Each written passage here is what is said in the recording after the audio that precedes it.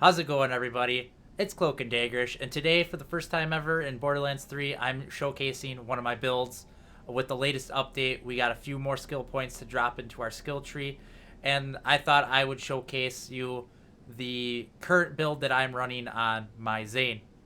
Now, this isn't by any means a top tier build, but it's a good, more of a casual player, high damage build. It doesn't have really any components in it that are super hard to get. It's more meant for the people who don't have a lot of time to farm and just want to play the game and dish out some damage. That being said, it still is pretty good in the takedown. I've done true takedown on Mayhem 2. I've gotten through most of 3.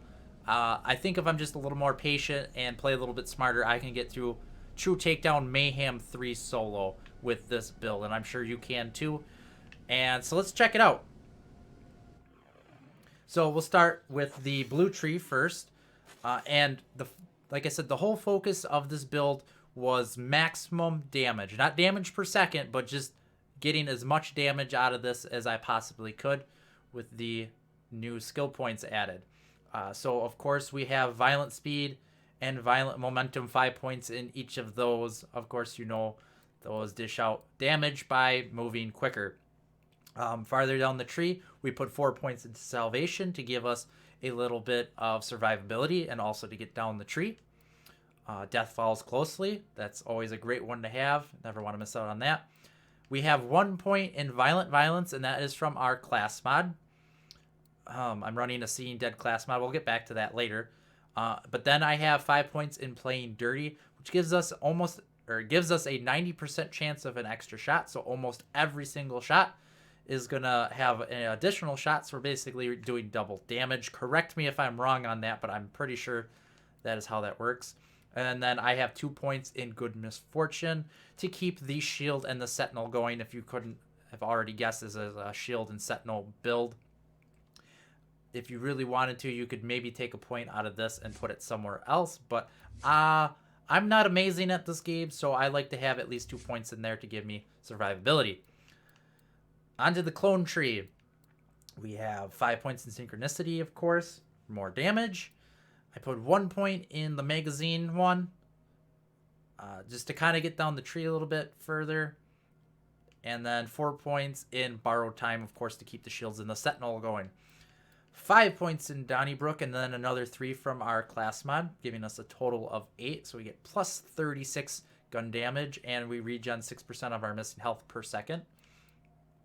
We skipped over quick breather because we don't need that. And then we finally can get Supersonic Man, which gives us more momentum for each action skill, which then therefore gives us more damage overall. All right.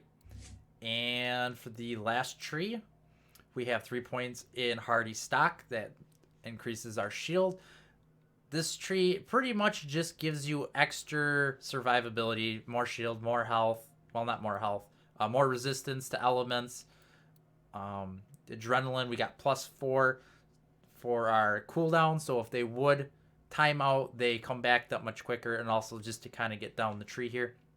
I didn't go for brain freeze just because it slows them down, it freezes them, but it doesn't exactly do additional damage. I could be a little bit wrong on that. So I went for stiff upper lip, and to get the damage resistance to certain types of elements or certain damage types. I feel that kind of outweighs the brain freeze, slowing down the enemies. It's kind of up to you. And then, of course, confident competence for that additional damage there, because this is a high damage build. So we're running the shield. We went with, of course, all-rounder, so we can pick it up and be covered 360 degrees, and then I threw it in charge of relay just because you can't really benefit from it. But if you would happen to leave your barrier on the ground, you could pick up some extra reload speed, movement speed for a short duration there if you choose to play that way. Of course, with the Sentinel, we're using Bad Dose and Static Field to strip shields and armor off. Very, very handy. And yeah, so that's going to do it for the trees here. Let's check out what I am using for guns. Pretty standard gun layout for Zane. I'm running 2 different redistributors. The radiation one works fantastic for taking out health. And then we're using the Corrosive 1 to deal with the armor bars, the yellow armor bars. And then, of course, we have the Cutsman for shock and corrosive for taking care of the Valkyrie squad, and, of course, Wotan.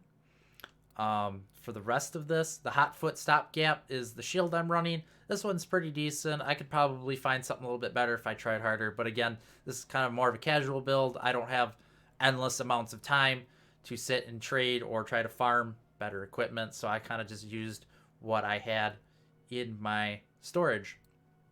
Of course, running the Seeing Dead class mod.